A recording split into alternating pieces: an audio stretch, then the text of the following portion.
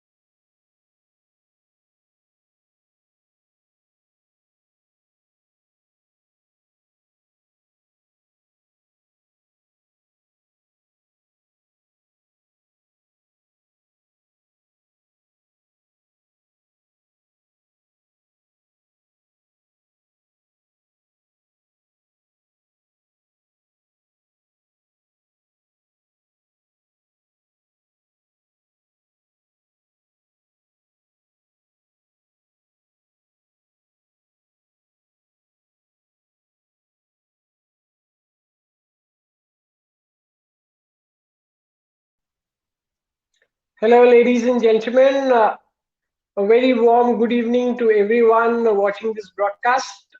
So it was India versus England, day one of the first Test match being played at the Chepauk Stadium in Chennai. International cricket resumes in India finally after 380 days post the COVID-19 pandemic.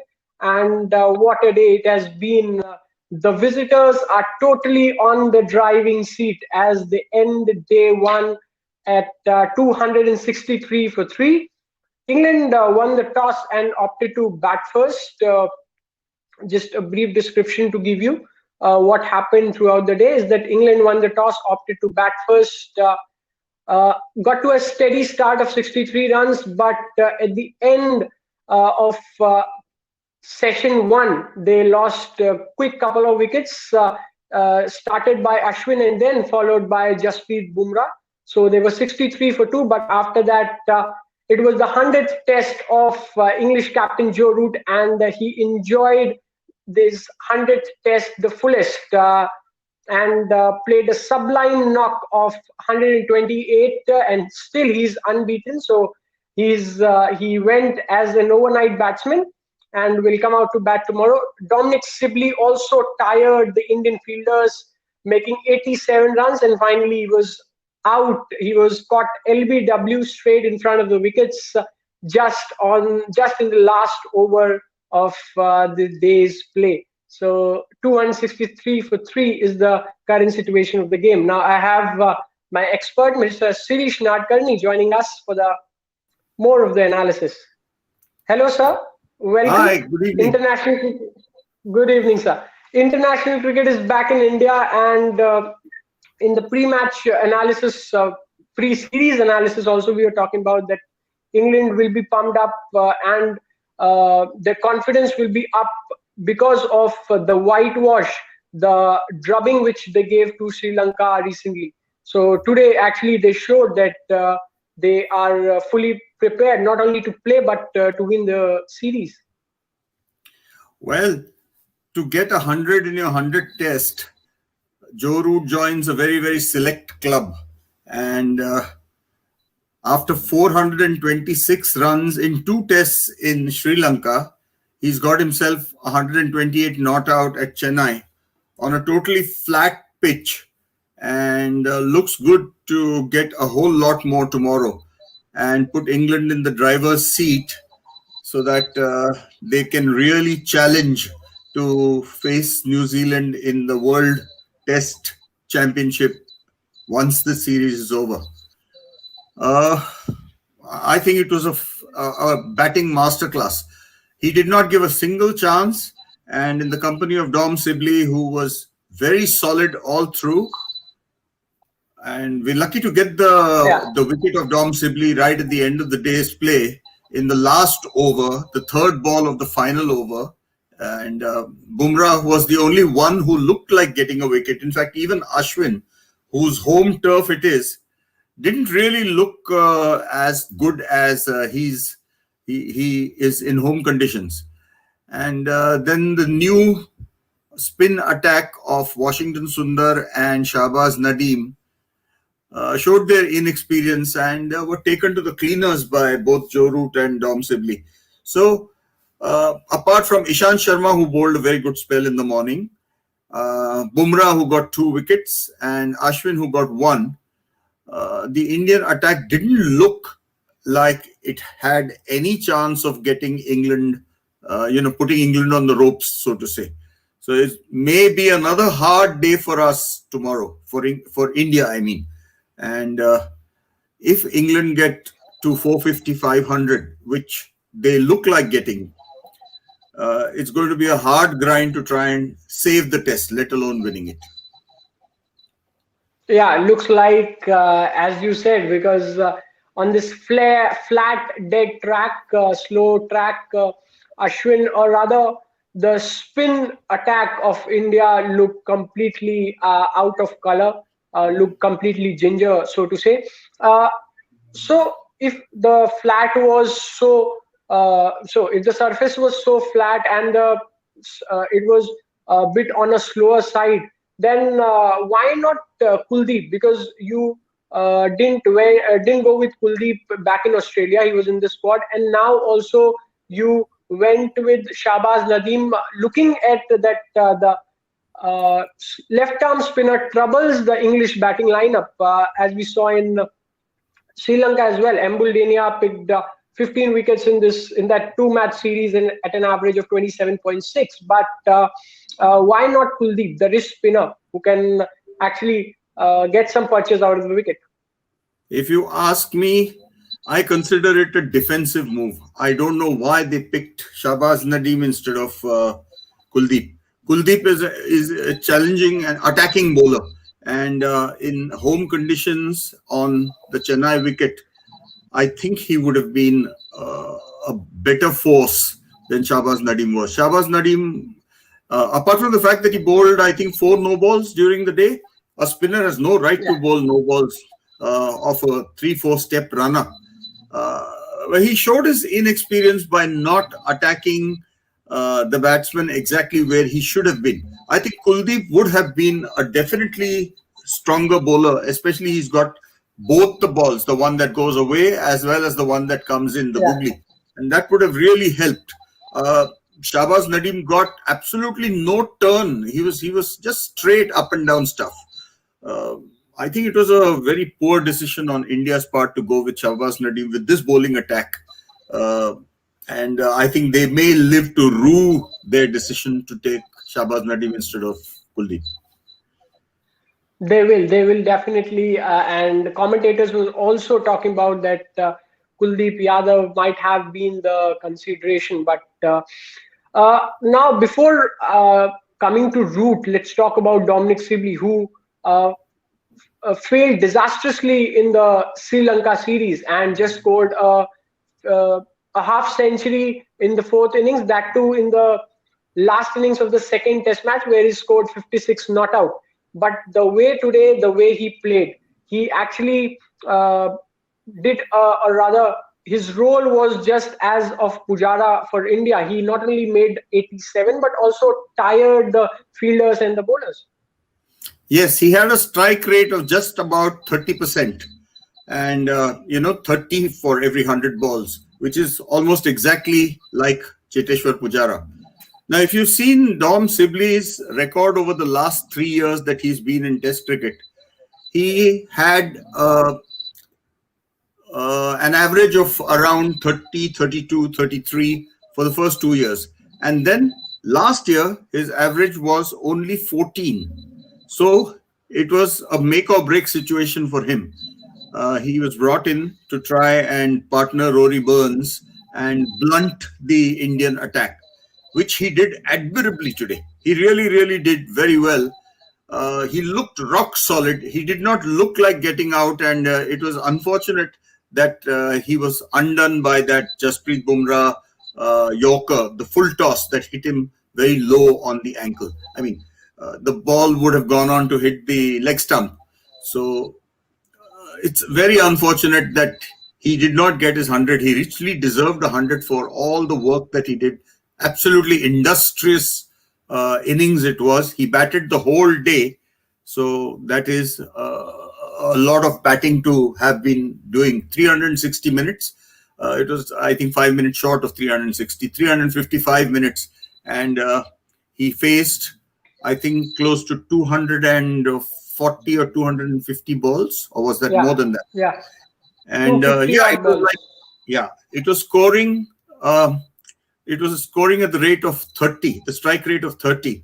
But that 87 has been invaluable for England. I mean, it's put England in the driver's seat to be just 3 wickets down and 270 runs to the good. You've scored at the rate of 3 runs per over. It is a very, very good position to be in. It's I find it inconceivable to think that England could lose this test from this position, frankly, unless they bat very, very poorly tomorrow. But they've still got Ben Stokes to come in. They've got Ollie Pope to Yeah, come in, and there's quite a bit of batting going all the way down. yeah. Oli Pope, Butler, Ben Stokes, these Oh three. yes, I Uh, forgot Josh Butler. He's there at number 7. Another wonderful player, yeah, and he's always given India a lot of trouble. yeah. Uh, Dominic Sibley more so because the way he plays, with a closed back face, and he's more of an onside player. So, do you think that India missed the trick by not bowling so much on the off stump or on the offside of Dominic Sibley?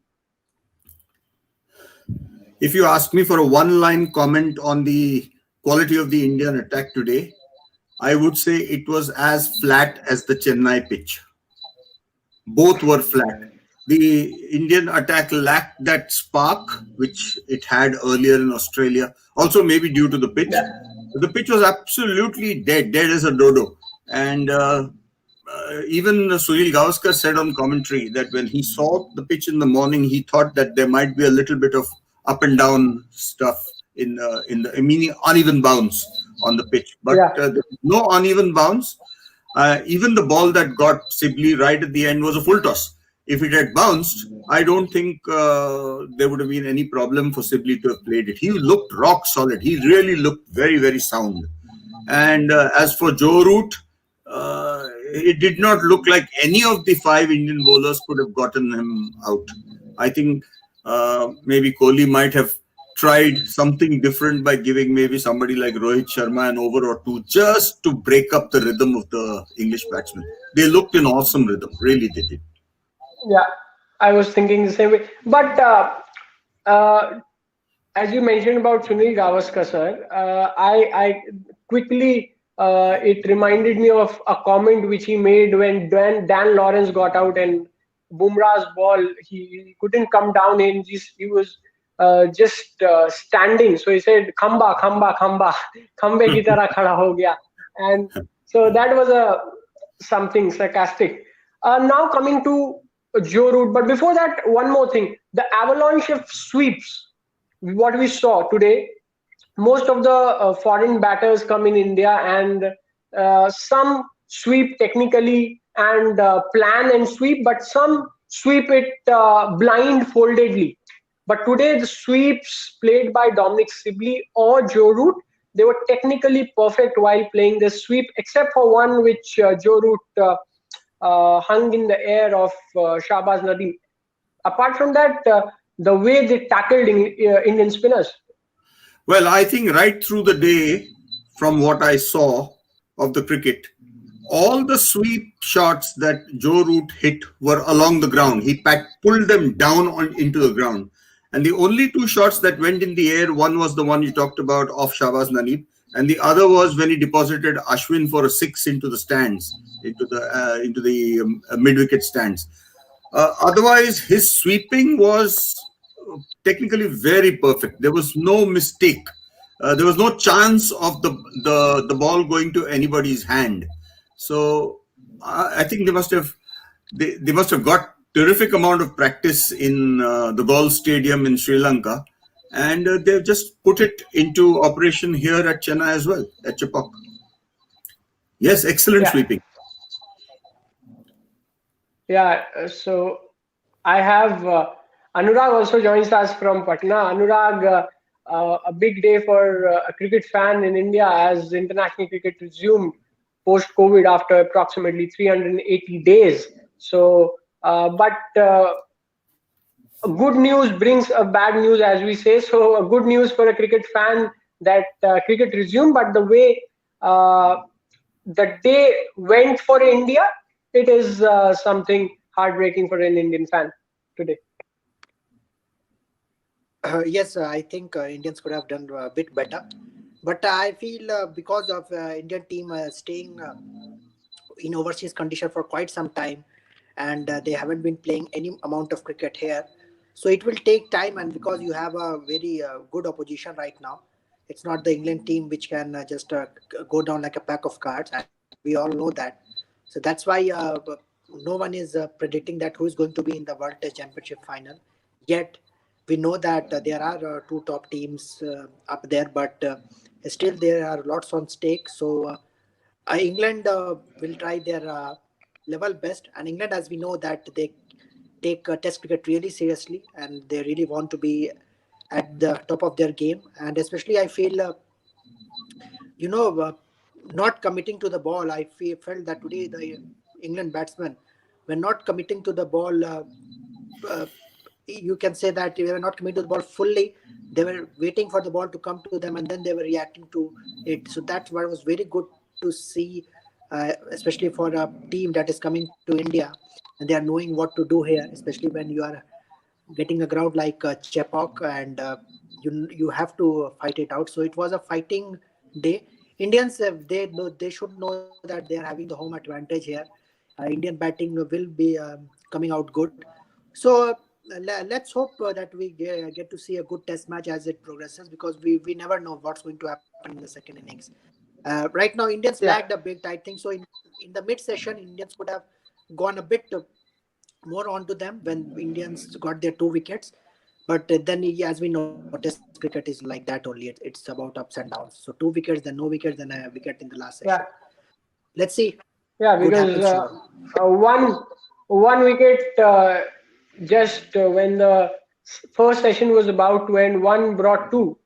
Ashwin struck Rory Burns, and then Bumrah got Dan Lawrence.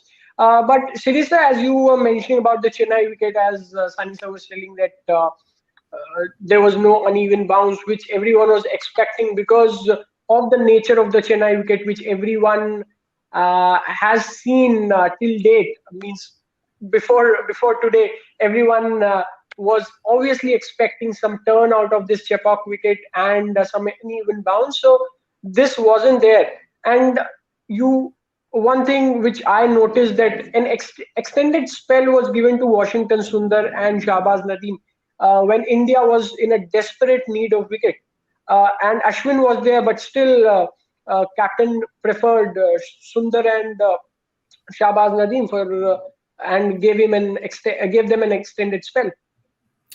I think there were two reasons for that. One was that he did not want to lose any points in the Test Championship the way Australia lost in Melbourne due to a slow over rate. So uh, he could not have overbowled either Ishant Sharma or Jasprit Bumrah.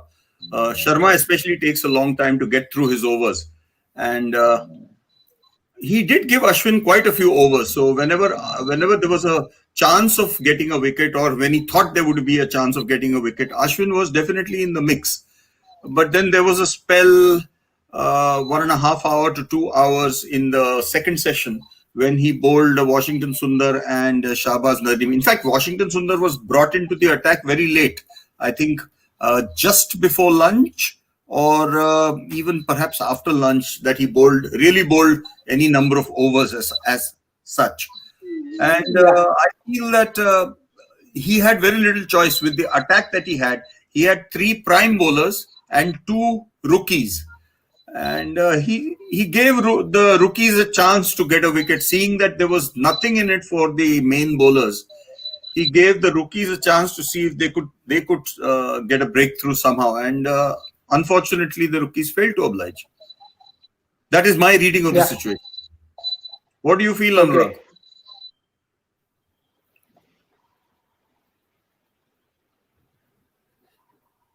Your mic is Your mic. muted. See, what I Yeah, feel is Yeah. that perfect. Indians having a good we're having a good need of someone doing well, especially in the spin department. But I thought Shahbaz Nadeem, who was included there, he looked a bit plain. He looked like he was bowling he was bowling simply a single line, and even Punch said that इन लोगों को एक ही जगह नहीं खिलाना है.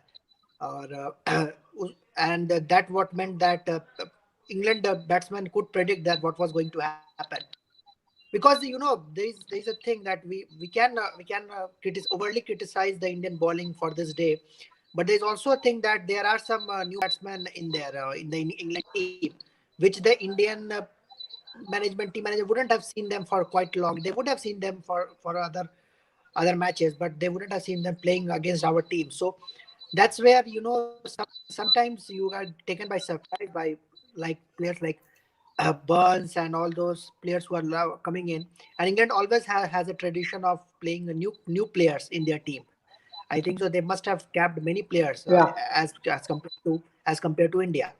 So that's where England team can take you by surprise, and you never know. You never know the standards of some players who are coming new. As we saw India doing well in Australia, you can even think about the England team doing well here. And the thing which happens is that the mental thing of the pitch being like turning track one or pitch being like this.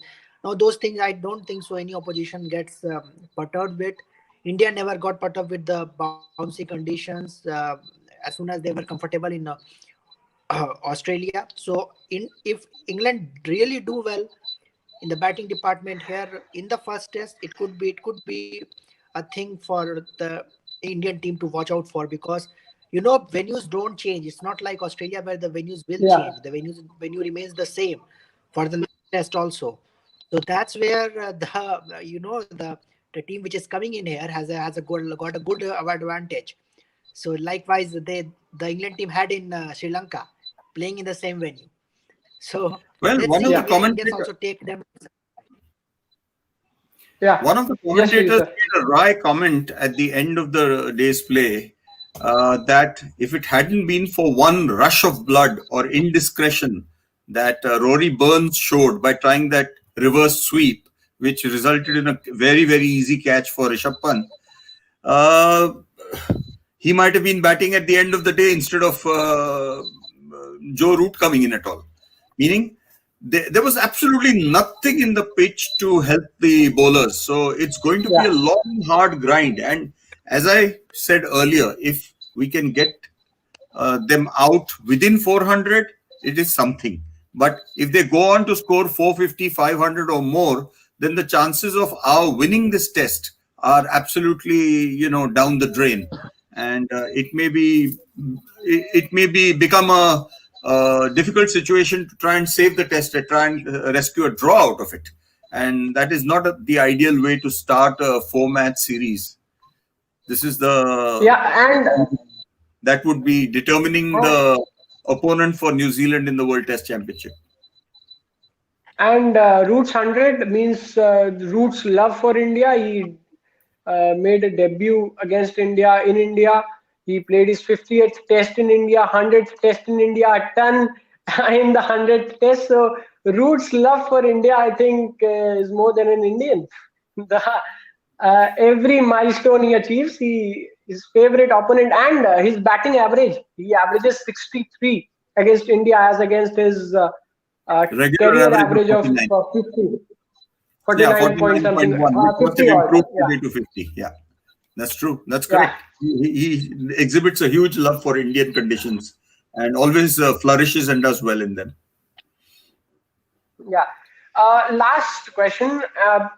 We saw Root hanging a ball in the air as we were discussing of Shahbaz Nadeem, where he bowled quite wide outside off stump.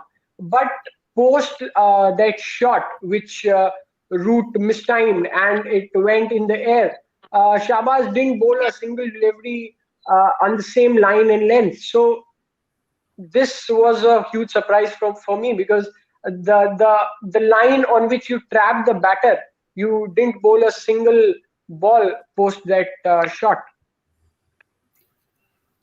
As I said, Shahbaz Nadeem was a bit of a disappointment for me today. I think Kuldeep may have also struggled on this completely flat surface, but at least he's an aggressive bowler. He might have tried something more. And as he has got both kinds of balls, the one that comes in as well as the one that goes out the googly as well, he might have done definitely better than what Shahbaz Nadeem did. But while looking at the possibility of the Indian batsman having to face the English attack, I am looking forward to seeing how they will tackle James Anderson, because Anderson in his first 3-4 overs can get swing on any strip in the world.